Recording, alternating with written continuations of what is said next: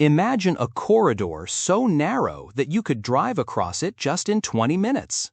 And now imagine that 20% of the world's oil passes through that corridor every single day. Now imagine one country deciding, on a morning, to simply close it. And the result is prices at the pump double overnight.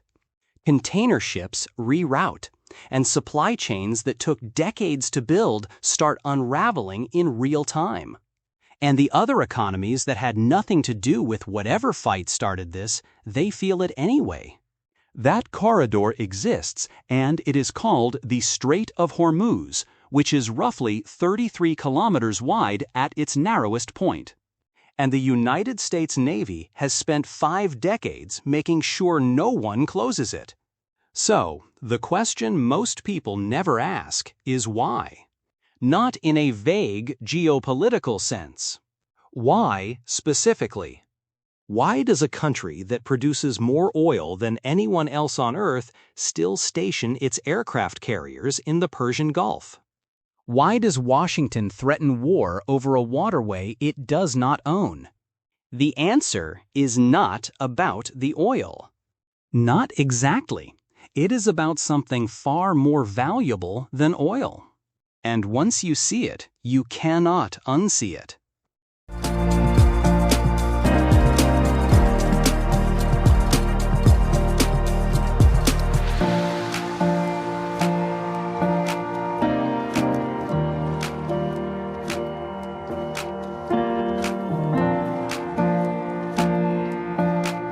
Go back to 1973. Henry Kissinger quietly negotiated one of the most consequential deals in modern history, and by 1974, USA and Saudi Arabia forged a closer security partnership, and, in exchange, Saudi Arabia would sell its oil in US dollars and recycle surplus revenues into American Treasury bonds, a pattern soon adopted by major OPEC nations. And just like that, the dollar had a new foundation, not gold, but oil. And every country that needed oil now needed dollars, holding them in reserve, trading in them, as the demand for American currency became structural, permanent, invisible, and this is called the petrodollar system. So this is one of the reasons that the Strait of Hormuz is not just a shipping lane, it is the lock on the door of the entire global financial order.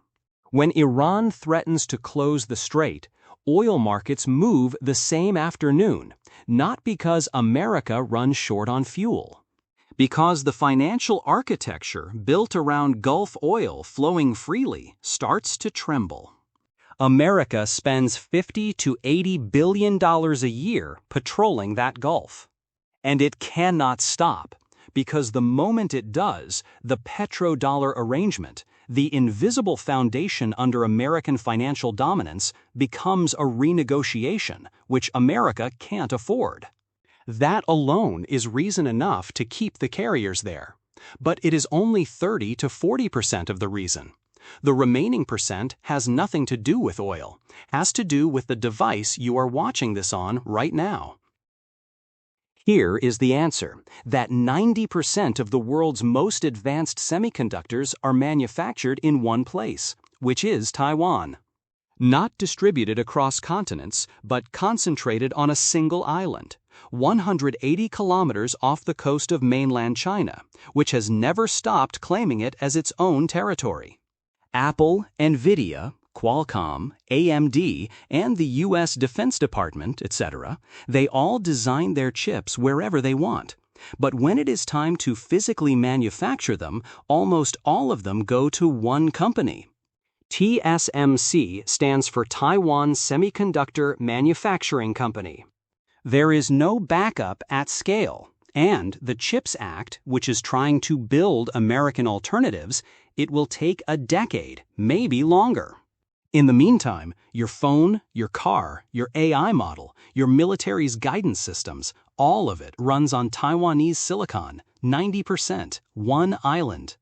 This is the greatest geographic concentration of strategic industrial capacity in human history, and it has a supply chain that leads somewhere nobody expects. Here is where the story gets strange and specific. To make a semiconductor chip, you start with a silicon wafer, but before a single circuit is etched onto it, that wafer must be cleaned at a molecular level, so completely that a single invisible particle of contamination ruins everything built above it. The chemical that does that cleaning, used at nearly every critical stage of fabrication, is sulfuric acid, an ultra-high purity of sulfuric acid.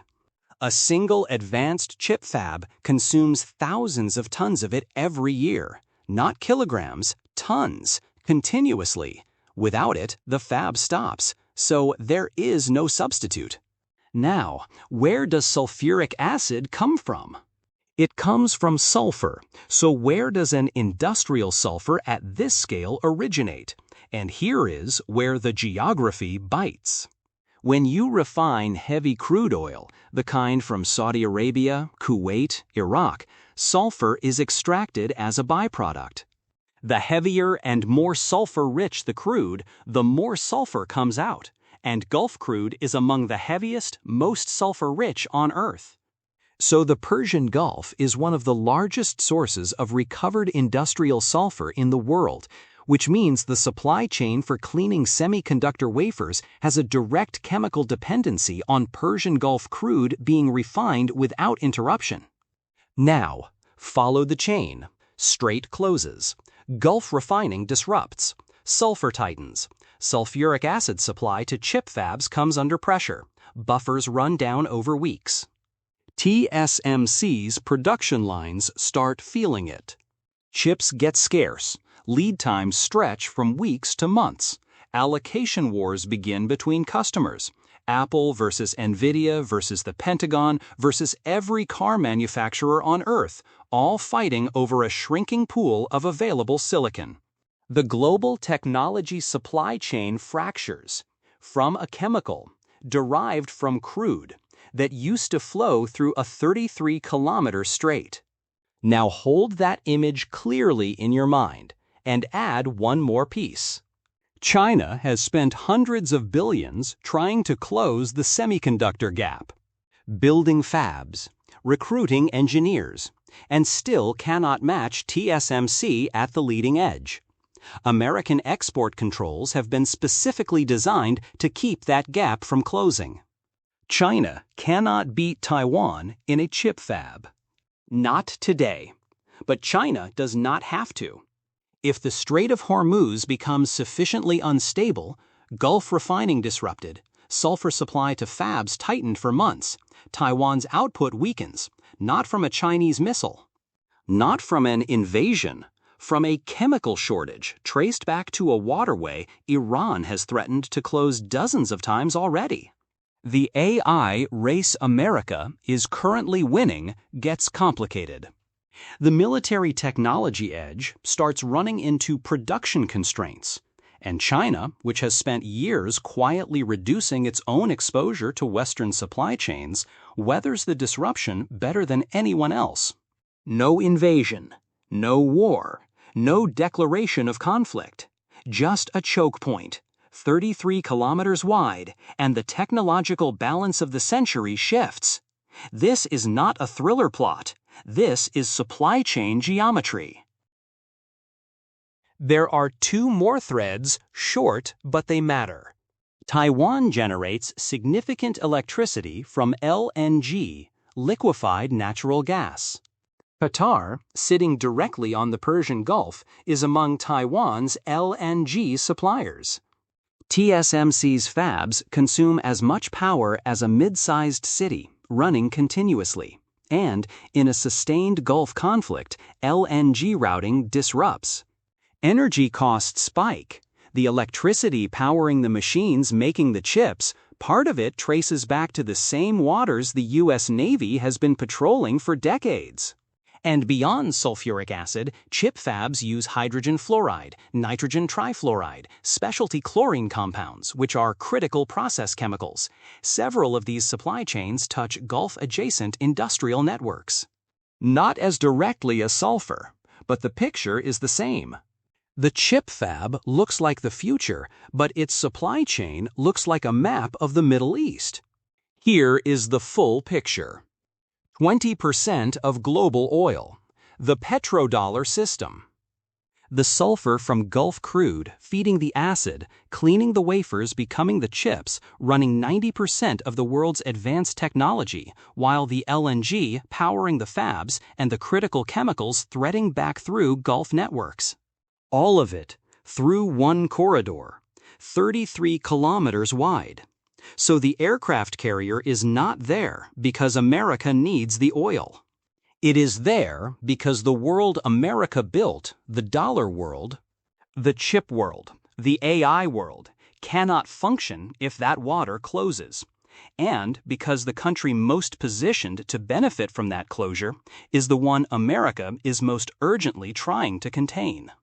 So the Strait of Hormuz is the pressure point of the technology age, of the AI race, of the coming decade that decides which country writes the rules for the rest of the century.